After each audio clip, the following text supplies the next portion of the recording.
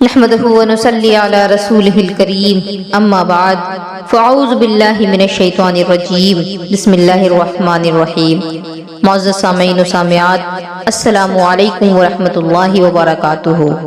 خاتون جنت رضی اللہ تعالی عنہا کی کنیزوں، نبی پاک علیہ الصلوۃ والسلام کے دیوانوں، میری آپ سبھی سے ایک گزارش ہے کہ اپنی بہن بیٹیوں پہ نظر رکھا کریں۔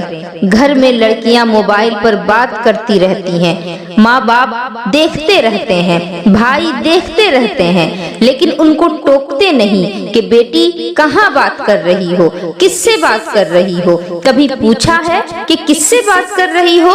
رات رات بھر بچیاں آن لائن ہیں، کبھی پوچھا ہے کہ کس کے ساتھ آن لائن تھی؟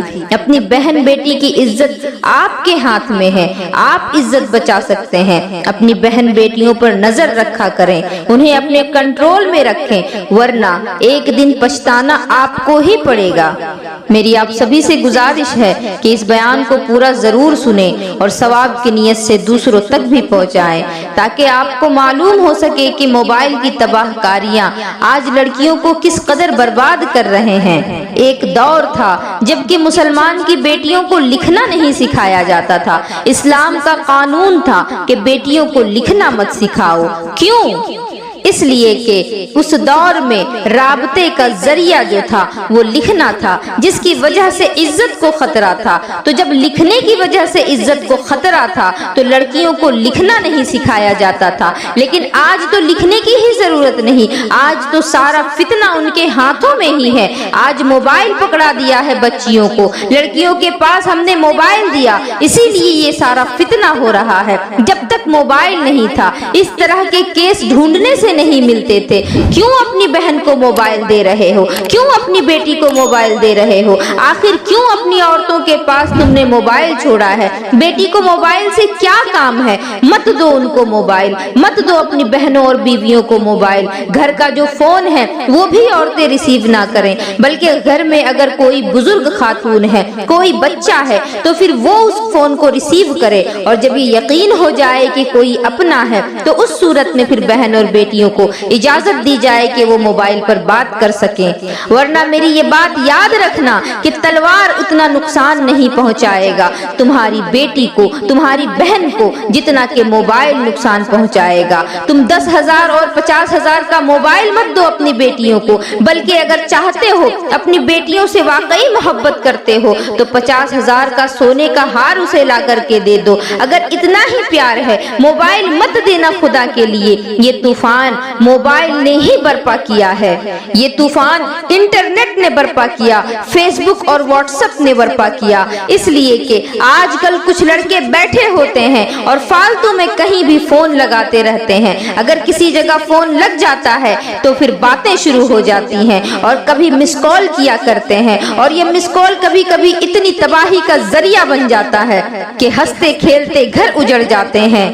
شوہر اور بیوی ساتھ میں بیٹھے ہیں، اگر کسی کا مس کال آ گیا تو شوہر پوچھتا ہے کہ کس کا مس کال ہے، اور دوبارہ اگر فون لگایا اور ادھر سے لڑکے کی آواز آئی تو پھر اس بیچاری کا تو جینا ہی حرام ہو گیا۔ اس کا کیا قصور تھا؟ بیچاری کا گھر ٹوٹ گیا۔ اب شوہر اس پر شک کرنے لگتا ہے، شک کی نظروں سے اسے دیکھتا ہے اور یہ سوچتا ہے کہ نہ جانے میری غیر موجودگی میں یہ کیا کیا کرتی ہوگی۔ اس مس کال کی نحوست پر کتابیں بھی لکھی گئیں۔ خدا کے واسطے موبائل سے بچائیں، دور رکھیں اپنی بچیوں کو۔ یہ جو لڑکے گٹروں کے اوپر بیٹھ کر کے، رکشوں پر بیٹھ کر کے، چھتوں پر بیٹھ کر کے اس طرح کی حرکتیں کرتے ہیں، یہ ان کو جوانی میں تو بہت اچھی لگتی ہیں، لیکن یاد رکھو اگر تمہارے مس کال کی وجہ سے کسی لڑکی کا گھر برباد ہوا تو پھر اللہ تبارک و تعالی تمہاری توبہ بھی قبول نہیں کرے گا، توبہ کی توفیق بھی تمہیں نہیں ملے گی۔ کسی کا گھر تباہ کرنے والوں، کسی کا گھر برباد کرو گے تو تمہارے گھر بھی محفوظ نہیں رہیں گے۔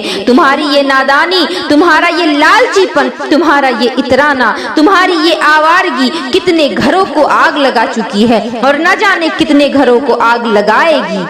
یہ جو تم گٹروں پر، نالیوں پر، گھروں کے پاس بیٹھ کر کے غلط حرکتیں کرتے ہو، مولا کائنات نے فرمایا کہ پاک دامن رہو تو تمہارے گھر کی عورتیں بھی پاک دامن رہیں گی۔ پہلی شرط مردوں کے لیے لگائی کہ مردوں کو پہلے پاک دامن ہونا پڑے گا تو پھر عورتیں پاک دامن ہوں گی۔ اگر تم کسی عورت کی زندگی برباد کرو گے تو یاد رکھو تمہاری بہن بھی محفوظ نہیں رہے گی، تمہاری بیٹی بھی محفوظ نہیں رہے گی، تمہاری بیوی بھی محفوظ نہیں رہے گی، کیونکہ یہ قرض ہے اور یہ قرض جو ہے تم چاہو یا نہ چاہو یہ ادا ہو کر رہتا ہے۔ لڑکوں کی ٹولیاں بنی ہوتی ہیں، ایک دوسرے کا سپورٹ کرتے ہیں۔ اللہ کے رسول علیہ السلام نے ارشاد فرمایا کما تدین تدان، کہ تم جیسا کرو گے تمہارے ساتھ ویسا ہی کیا جائے گا۔ اگر تم آج کسی کی زندگی برباد کرتے ہو، کسی لڑکی کی زندگی برباد کرتے ہو، تو یاد رکھنا تمہارے گھر میں بھی بہن بیٹیاں ہیں، ان کی زندگیاں بھی برباد کی جائیں گی۔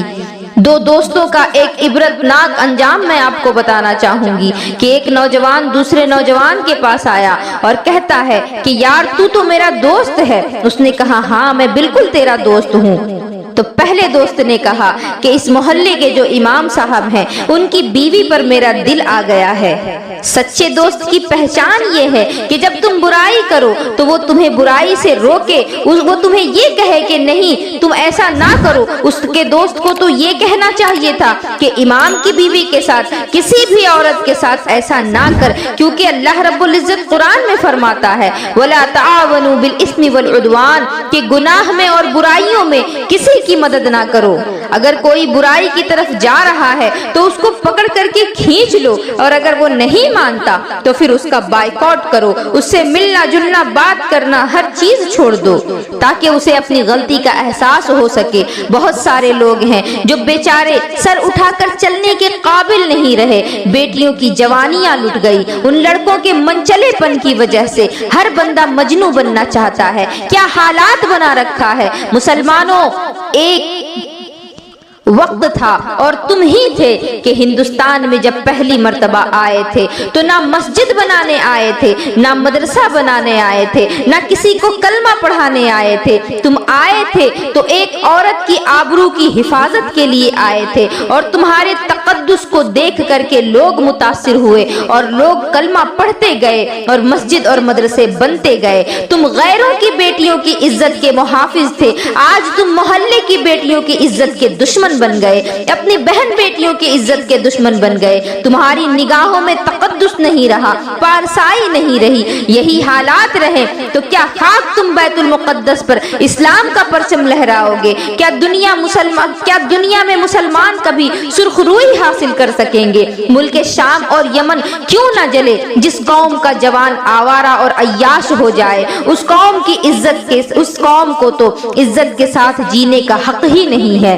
تمہیں تو اللہ رب العزت نے تقدس کے لیے پیدا کیا تھا، قوموں کی امامت کے لیے پیدا کیا تھا، لیکن تم لڑکیوں میں الجھ گئے، عشق میں الجھ گئے، آوارگی میں الجھ گئے، انٹرنیٹ اور فیس بک میں الجھ کر رہ گئے۔ نہیں، بلکہ اللہ نے تو تمہیں بہت بڑے مقصد کے لیے پیدا کیا ہے، اور جوان ہونے کے بعد بوڑھا بھی ہونا ہے اور مرنا بھی ہے، اللہ کو منہ بھی دکھانا ہے۔ رسول پاک علیہ السلام ارشاد فرماتے ہیں بد نظری کرنے والوں کے لیے ڈر ہے کہ وہ مریں گے تو کافر ہو کر کے مریں گے۔ اللہ اکبر۔ نگاہوں کی حفاظت کرو، کسی بھی عورت کی طرف غلط نظر اٹھا کر کے نہ دیکھنا۔ میرے نبی فرماتے ہیں کہ اگر کوئی خوبصورت عورت کسی کو گناہ کی دعوت دے اور وہ مرد یہ سوچ کر کے اس گناہ سے ہٹ جائے، اس کی طرف نہ جائے، تو اللہ رب العزت اس کی مغفرت فرما دے گا اور بے حساب اللہ اس کو جنت عطا فرمائے گا۔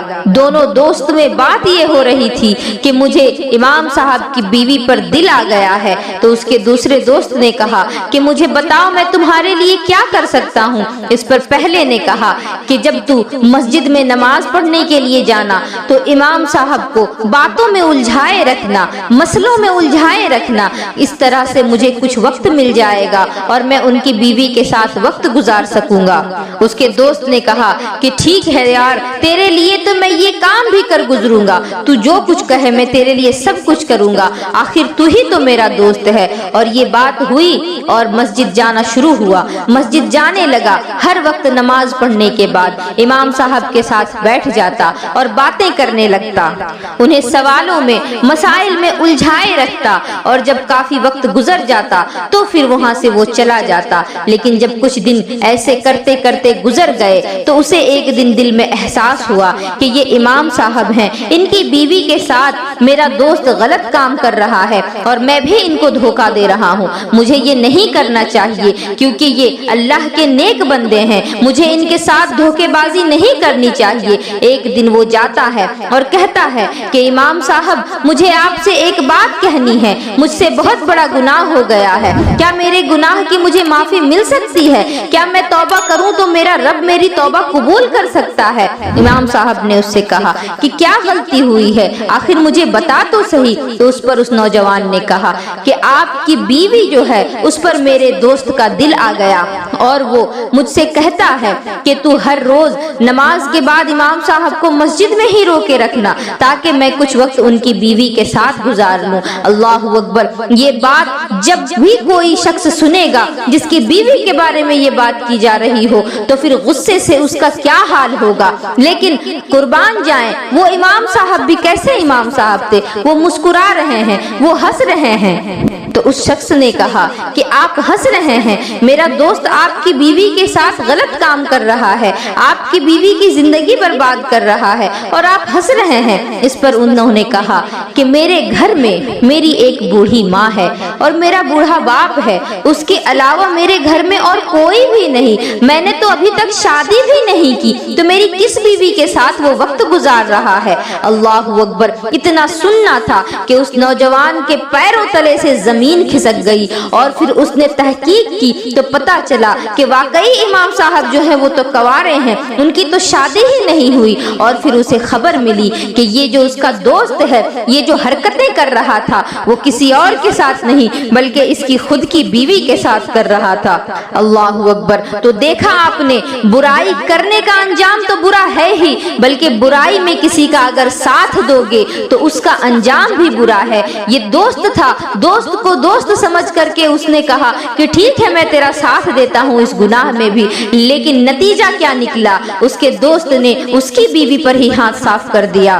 نوجوانوں، ہمیں چاہیے کہ اگر کوئی برا کام کرتا ہے تو اس کو روکو، اور وہ نہیں مانتا ہے تو پھر اس سے دور ہو جاؤ، اس کا بائیکاٹ کر دو۔ یہ انٹرنیٹ، یہ فیس بک، سب اسی کے نقصانات ہیں۔ بیٹی کو مت دو موبائل، اس لیے کہ یہ سارے فتنے اسی کی وجہ سے ہو رہے ہیں۔ انٹرنیٹ اور واٹس ایپ پر پتہ نہیں کیا کیا بیٹیاں چلا رہی ہیں، اور نوجوانوں سے بھی گزارش ہے مت کرو خدا کے واسطے یہ دیوانگی، تباہ ہو جاؤ گے۔ اور ایک اہم بات میں کہنا چاہوں گی کہ بیٹی اسکول جاتی ہے، آپ اپنی بچیوں کو اسکول کرواتے ہو، کالج کرواتے ہو، میں منع نہیں کرتی، آپ تعلیم دیں، بچیوں کو اچھی سے اچھی تعلیم دیں، لیکن ان کو جب آپ اسکول لے کر کے جائیں تو خود ساتھ میں جائیں، اور جب کالج جائیں تو بھی ساتھ میں لے کر کے جائیں، اور واپسی کے وقت بھی اپنی بچیوں کو خود ہی لے کر کے آئیں۔ اکیلے اپنی بیٹیوں کو، اپنی بہنوں کو کہیں بھی جانے نہ دیں۔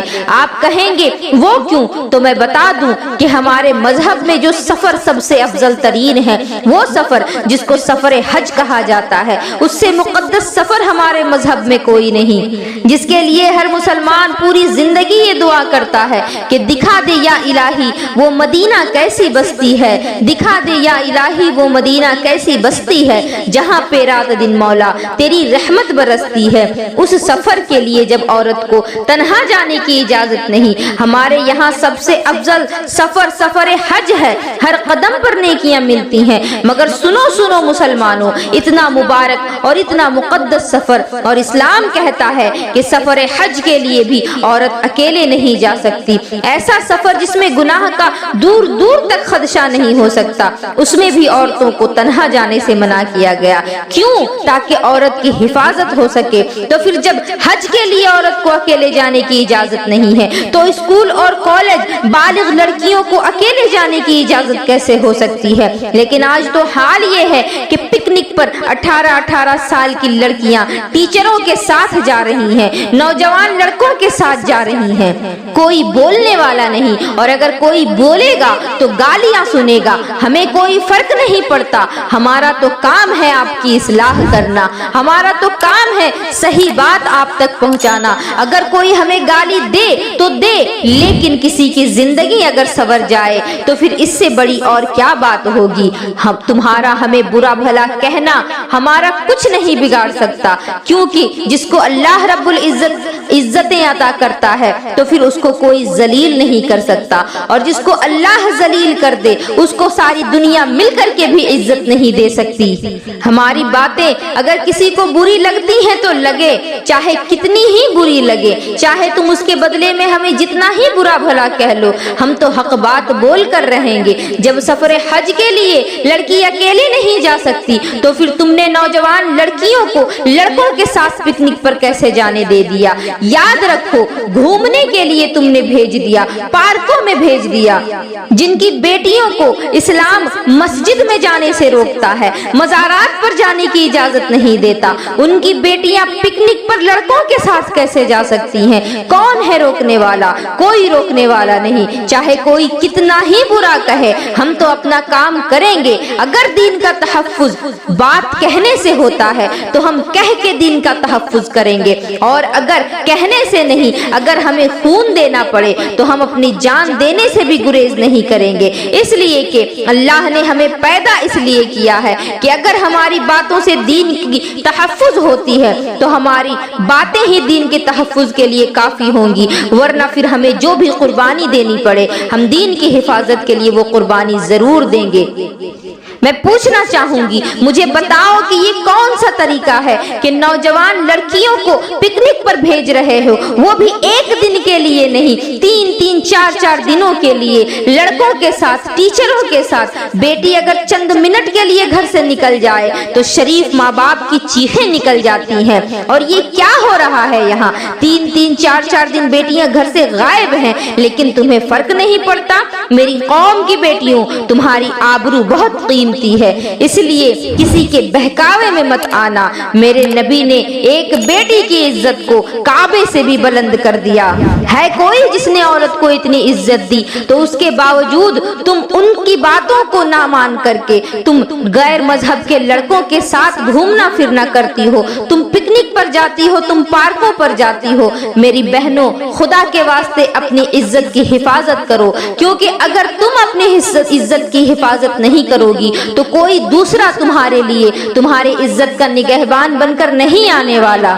اسکول اور کالج اگر جاتی ہو تو پڑھائی کرنے کی غرض سے جاؤ، کوئی برائی کرنے کی نیت تمہارے دلوں میں نہ ہو۔ میری آپ سبھی سے گزارش ہے کہ اس بیان کو دوسروں تک بھی پہنچائیں تاکہ سبھی کو معلوم ہو سکے کہ موبائل اور انٹرنیٹ کی جو خرابیاں ہیں اس کی وجہ سے آج عورتوں کا کیا حال ہو چکا ہے ہمارے معاشرے میں۔ مجھے امید ہے کہ اس بیان سے آپ سبھی کو فائدہ ضرور پہنچے گا۔